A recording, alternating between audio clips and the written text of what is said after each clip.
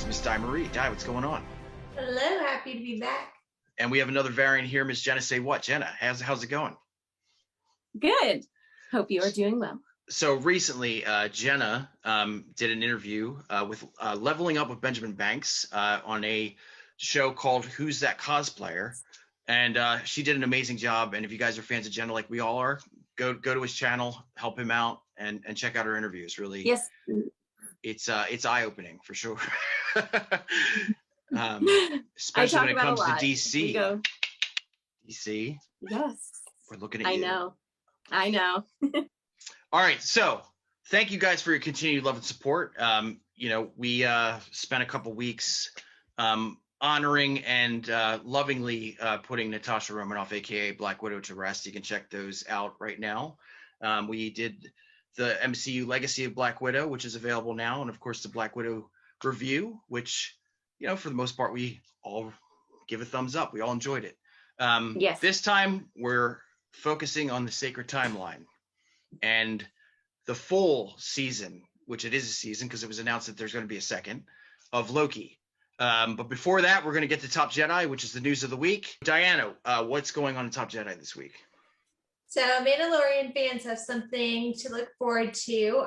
Disney Plus will be releasing an episode on August 25th for Disney Galleries. Mm-hmm. It's going to be focusing on the rescue episode, which we all know is when Grogu left with Luke Skywalker. So they'll be focusing on the technology to bring Mark Hamill back onto the screen, and focusing on what it was like to work with Mark Hamill and honoring his character. So I'm really excited. I'm hoping that we see more Grogu, and hopefully they give us a little teaser about what's to come next with their characters. Also in Top Jedi news, just like The Mandalorian, who was, just scoring, like with tons of Emmy nominations. WandaVision, my favorite MCU series, has 24 Emmy nominations and 7 for Falcon and the Winter Soldier, very respectively. But I'm just so happy for just the sheer fact that, we had talked about it in the Wanda and Vision retrospective, that I was a fan of Elizabeth Olsen and Paul Bettany stepping in, in all the way back in Age of Ultron.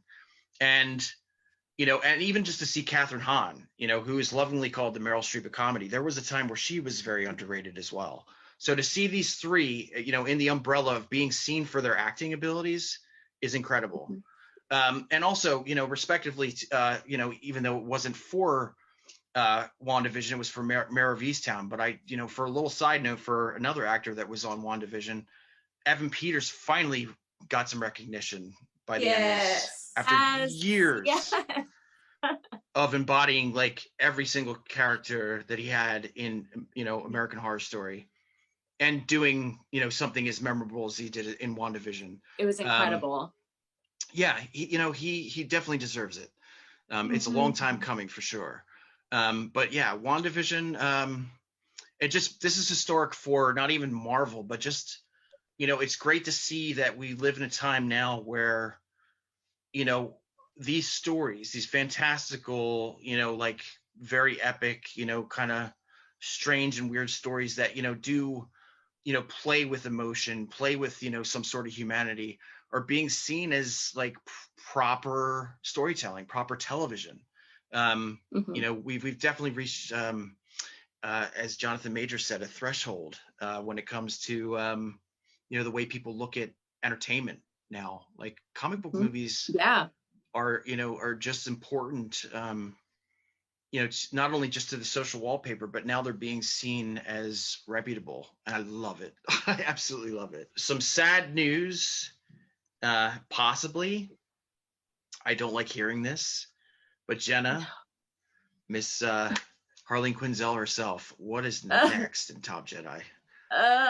So Margot Robbie has spoken about the future of Harley Quinn and her playing Harley Quinn, and she says that she needs a break after Harley, after Suicide Squad. She said that we don't know when we're going to see her next. I know that it's been kind of I feel like it's been a little bit coming just because she wanted to do Gotham City Sirens for so long, and I feel like it's been in script writing, just it's in such a baby stage, and it has been for so long.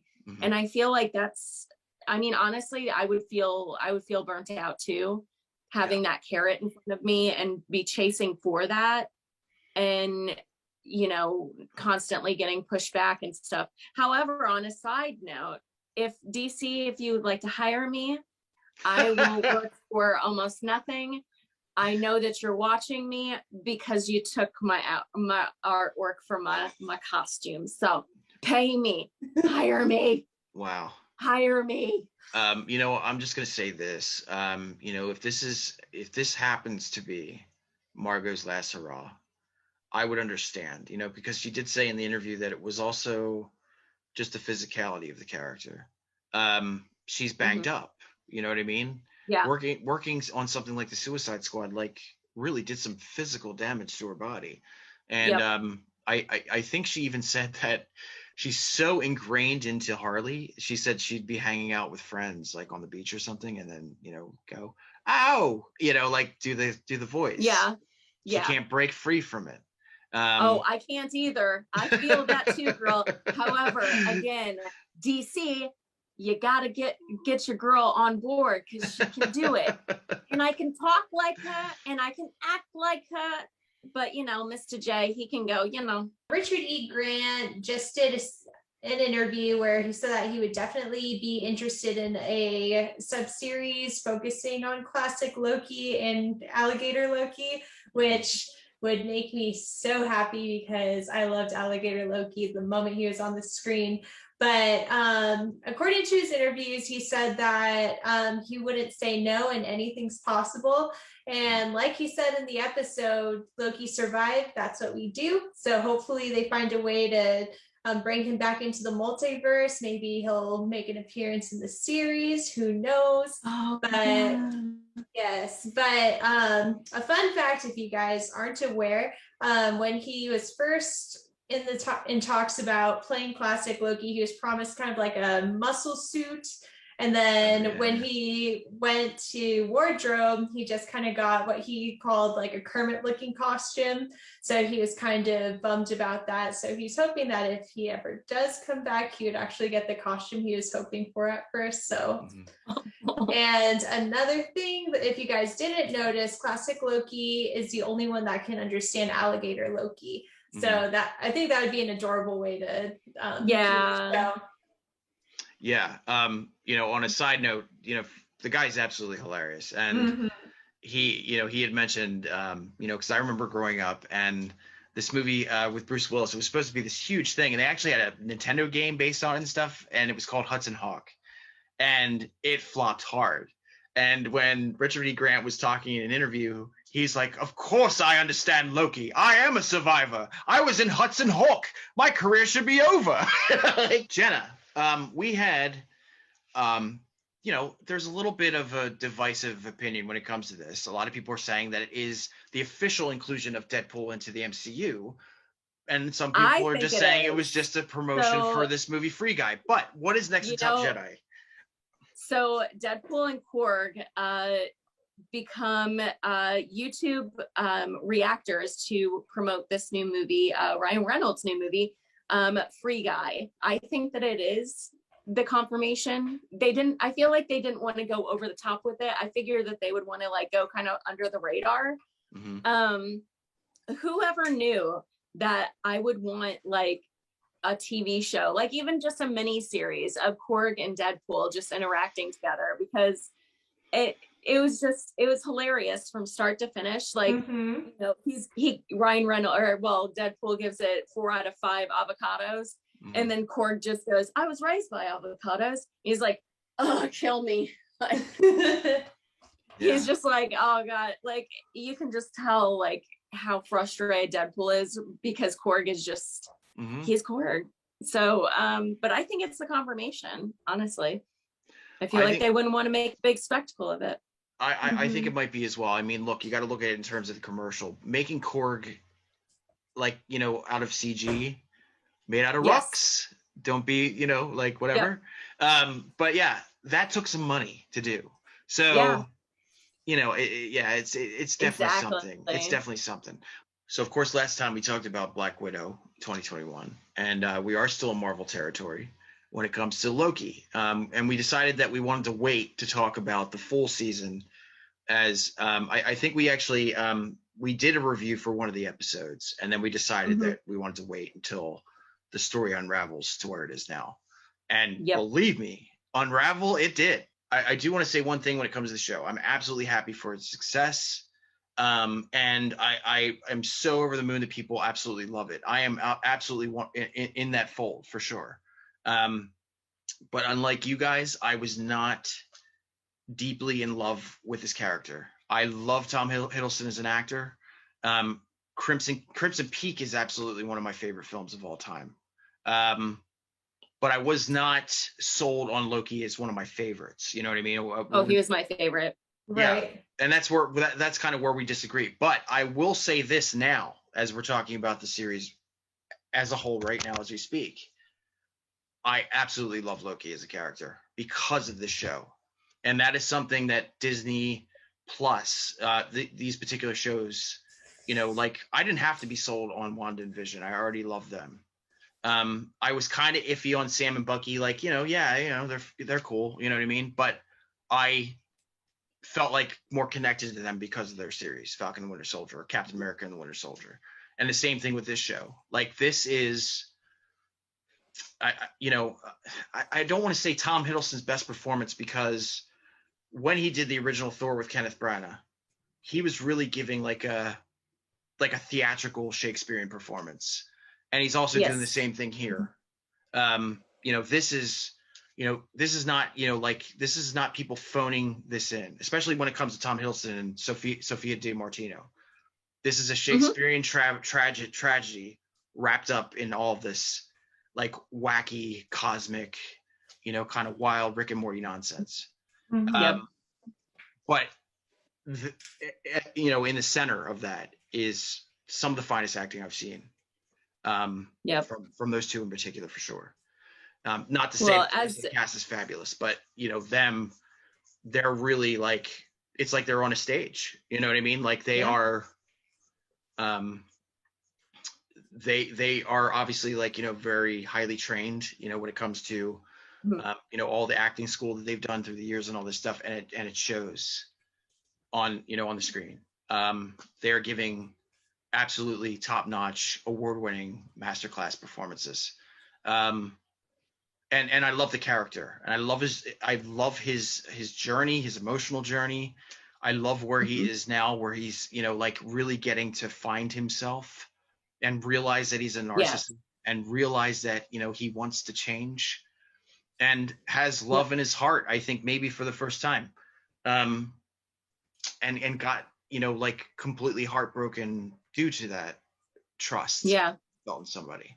Also, Rob, I have to say congratulations and welcome to the Loki side, the Loki fandom side.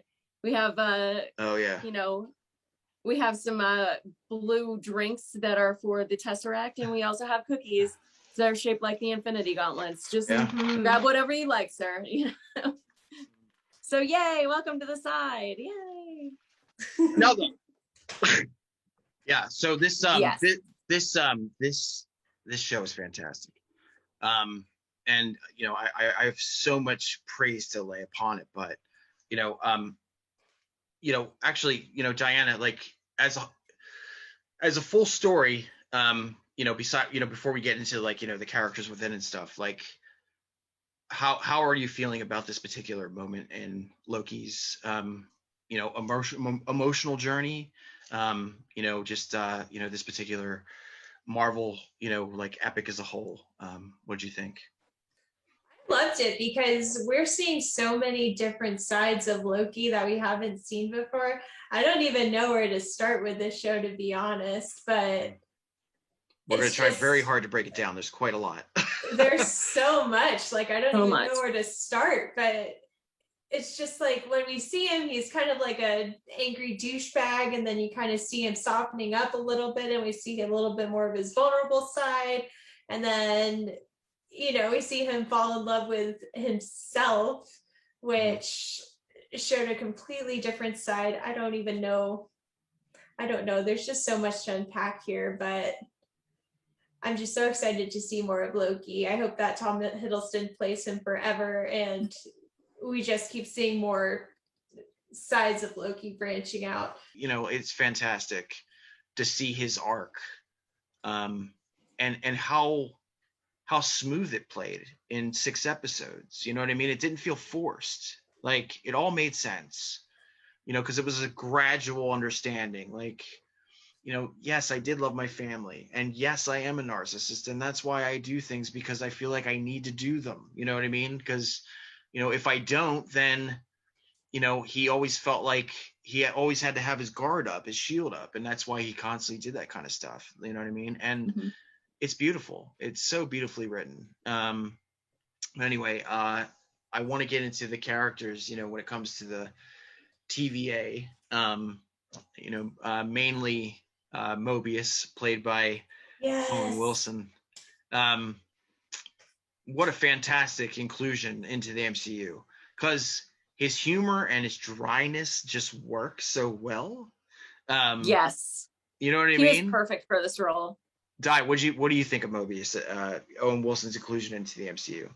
First of all, I just want to say, in the 2nd season, we better see Mobius with his jet ski. I've been wanting that since he mentioned Alligator it. Loki. Oh my God, that would be perfect. But I knew that was going to play into something, and they need to give that to us, because I want to see that so bad. But Same.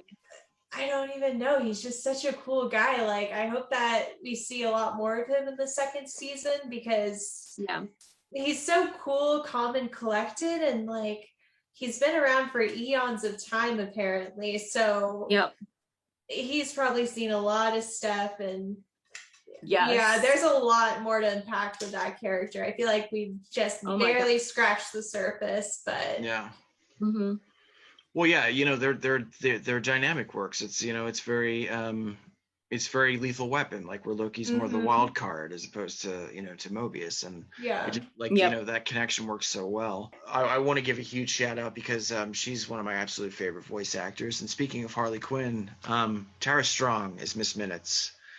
I mean, it's amazing to me how somebody that skilled, in their abilities when it comes to bringing their voice to the table, can make that little animated clock so compelling and kind of sinister. I love Miss Minutes. Oh my God. I've actually seen, I saw a girl on TikTok, Charlie Quinn Starling. She actually cosplayed Miss Minutes and does videos like that. And it's just a big, huge clock that she wears, and it's very pinup style. It's adorable, but that's so cute. I saw that and I was like, oh my God, this makes me love this character even more, just because someone did that and went out of their way to do that. And I don't know why, but it made me fangirl even more for that character. As weird as that sounds. When she was speaking to Loki, and she's just like, that gave me chills. This little cartoon clock, and she's just going, how would you like to win when it comes to those pesky Avengers? The Infinity Gauntlet, it's yours. That. Two Lokis in the same timeline. He can make it happen. And it's just like, this clock should not make me feel this way. Right. She terrified me. During that, I was just like, oh no. What happened? Oh no. Fantastic performance from Tara Strong, as always. But let's get into Sylvie, because there's quite a lot to talk about. Diana, what are your thoughts on Sylvie entering the MCU? I will say this. I absolutely loved Sophia DiMartino from the very beginning. From the first time where she said, "This is not about you." And I just knew this character was just going to be instantly iconic, just like that. And she just put, like we were talking, like I was talking about, like, these Shakespearean performances, like she is bringing it, like not even just like, I mean, like acting that's like above and beyond, most performances that you see. She's really bringing some theatrical stuff to the table. Mm-hmm. She's wonderful.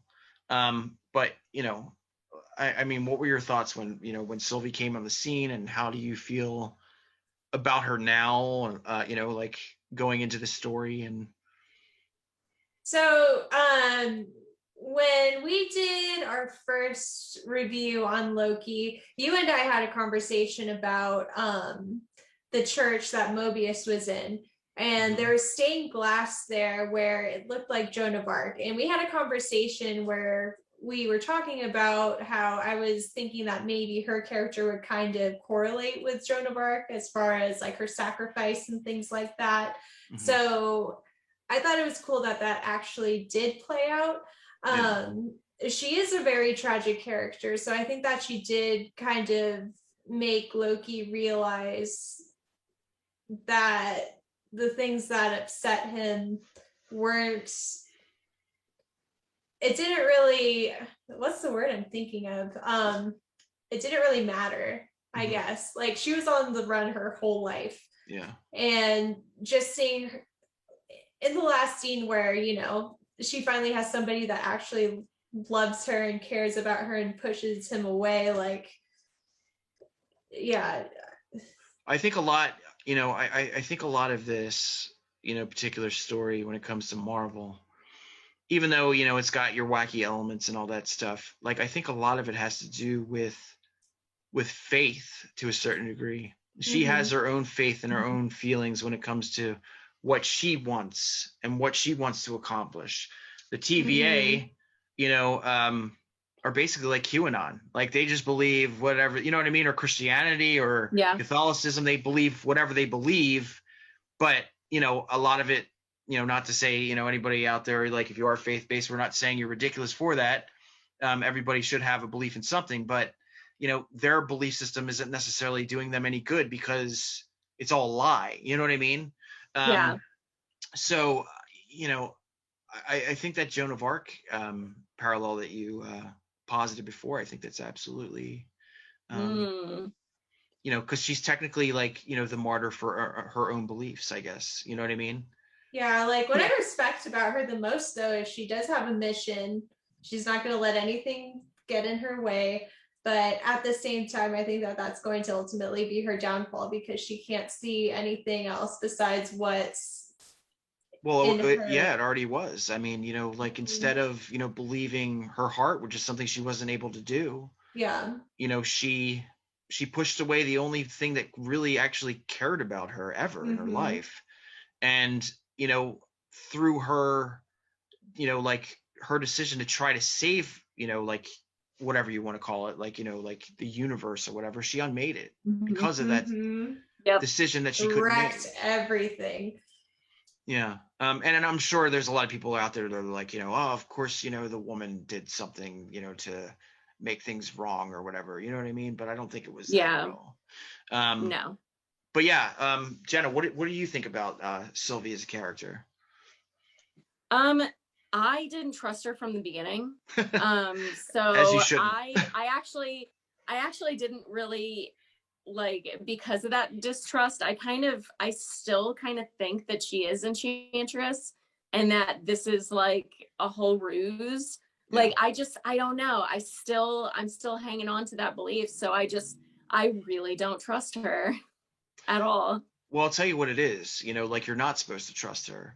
And I think that that is pretty much like one of the main powers of these Lokis is their charm.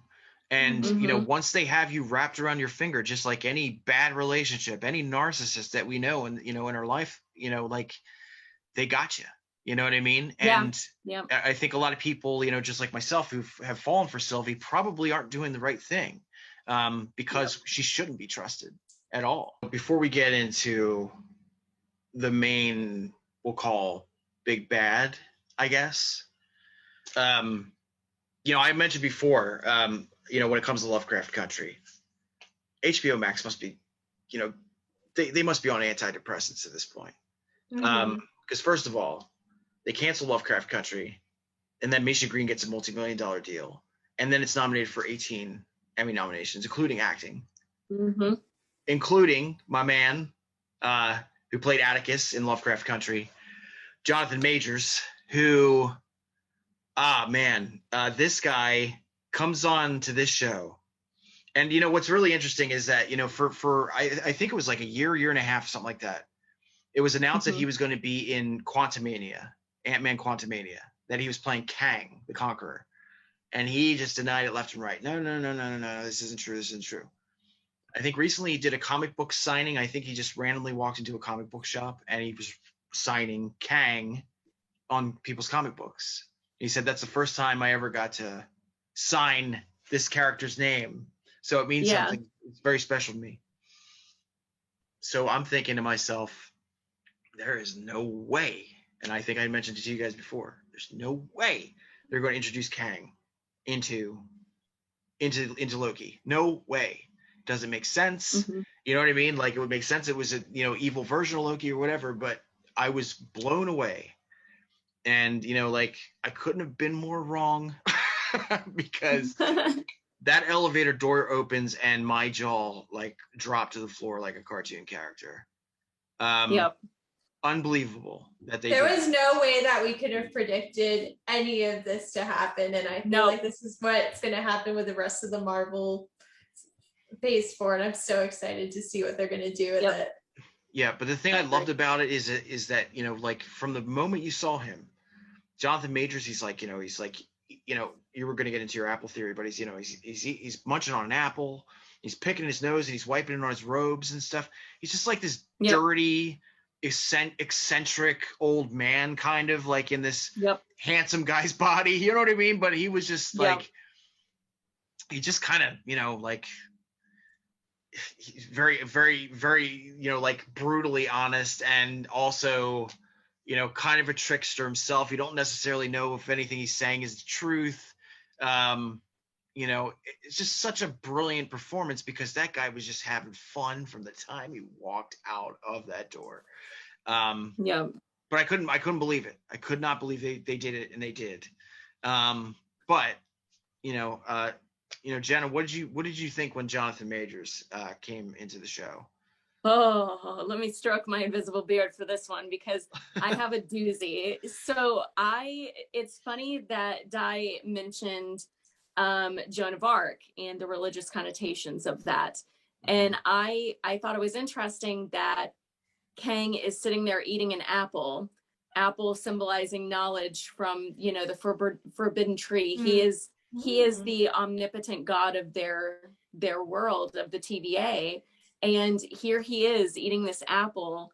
And I thought that was a good nod to that tree of knowledge in Christian faith. And I thought that it was a beautiful symbolism with the fact that there's two gods of a pantheon that has multiple gods. And here he is, this one but he also but to piggyback off of you, he also offered these two what he felt was paradise. Yeah. Oh, and it's a male and a female. Temptation was there. Ooh, a lot to unpack here. Temptation, I paved the road. You followed it. Yep. Oh man. He was willing to give them. He was willing to give them a life together if they could. If he could just continue to keep the timeline straight. So he is. I think he'd also mentioned that to a certain degree he is a god, and also he calls himself a devil. You know what I mean? You think I'm bad? Wait until you see the other versions of me. So I think you're definitely right. Yeah. Did he mention dogma as well? Let's break away from the dogma. Yes. Because at this point, I don't know what's going to happen. 10, 9, 8 minutes ago, 8 seconds ago, whatever. I don't know, Diana. What did you think of Jonathan Majors coming on the scene? Did you feel I think there's two trains of thought here. I think there's a couple people that feel like maybe it's too soon. And then there's other that, that just think it's perfect, because they never mentioned his name. They never mentioned he was Kang. They never mentioned he was anybody except for He Who Remains. Mm-hmm. Yep. But what did you think of his entry?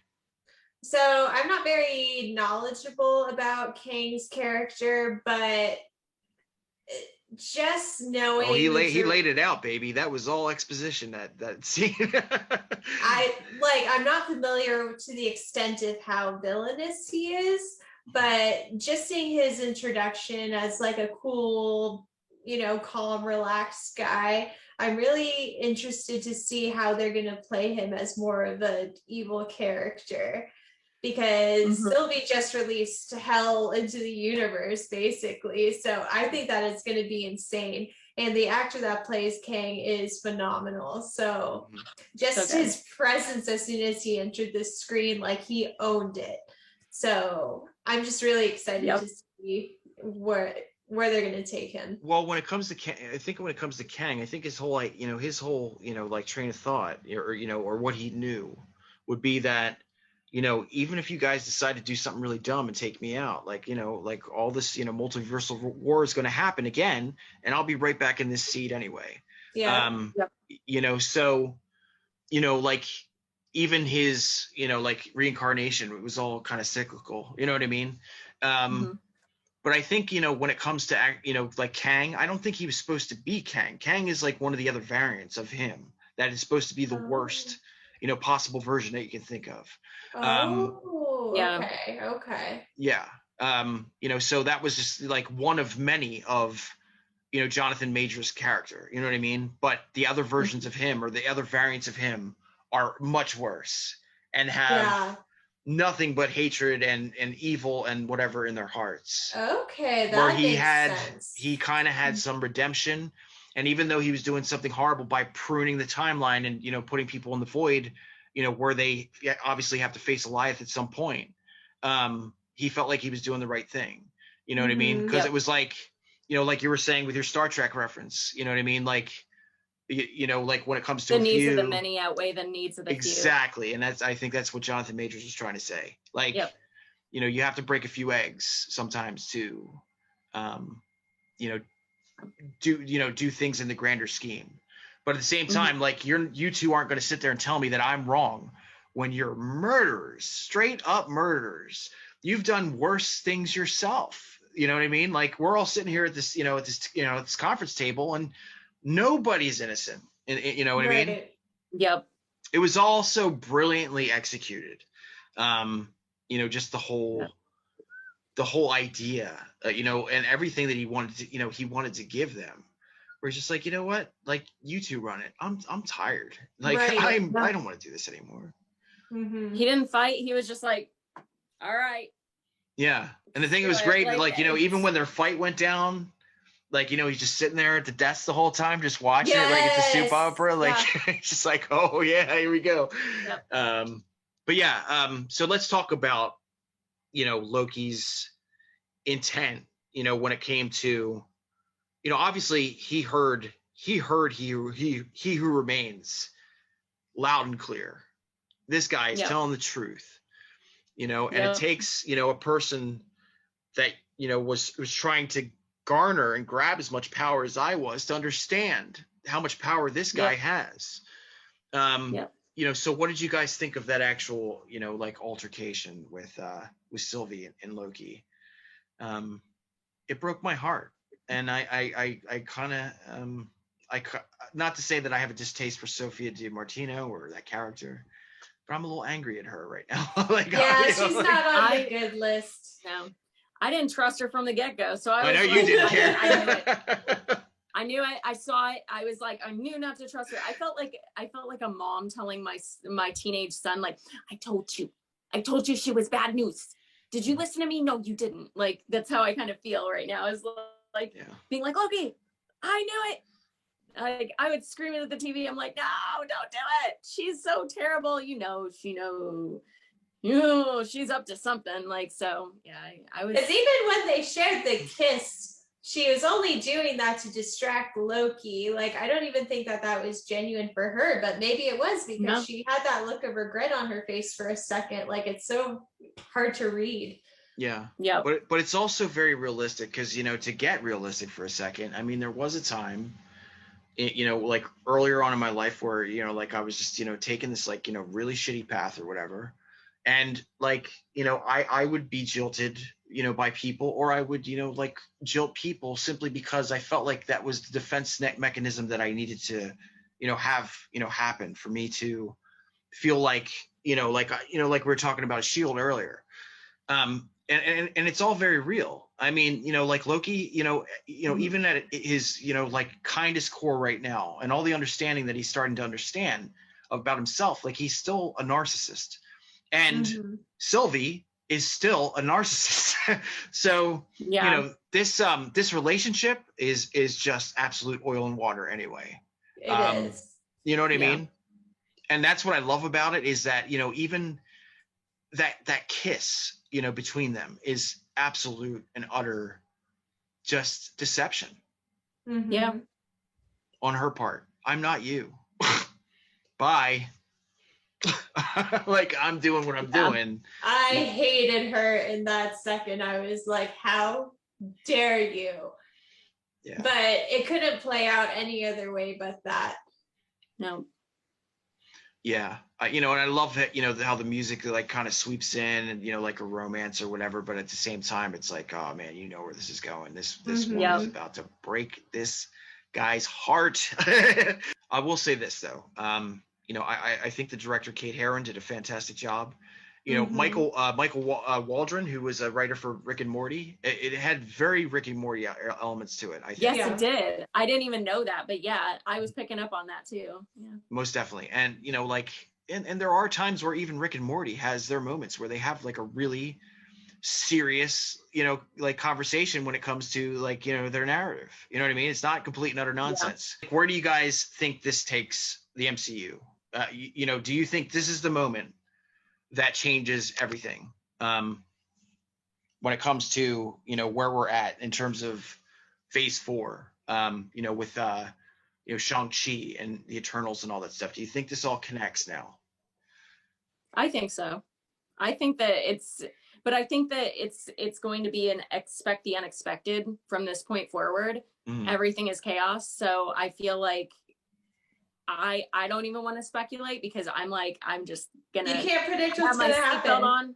Yeah, I have my seatbelt on. I am ready to go. Like I'm ready. I'm in the car. Let's go. Let's start this puppy up. So that's our show, guys. If you guys haven't checked out Loki or WandaVision or Falcon and the Winter Soldier, highly recommend you get Disney Plus. We're not getting any of that sweet, mouse money. But yeah, and I sure as heck am not getting that sweet DC money. Yeah, make her Harley Quinn. Speaking of Harley Quinn, next week we're going to get into some James Gunn DC territory, and we're going to celebrate one Harley Quinn. We're going to talk about the history of Harley Quinn, why we love her, and all of that before our review of the Suicide Squad. So we are saying goodbye to Marvel for a while. So thank you again for your love and support. Please like and subscribe. It helps us get out to more people. And we'll see you next week. Talk to you soon. Bye-bye.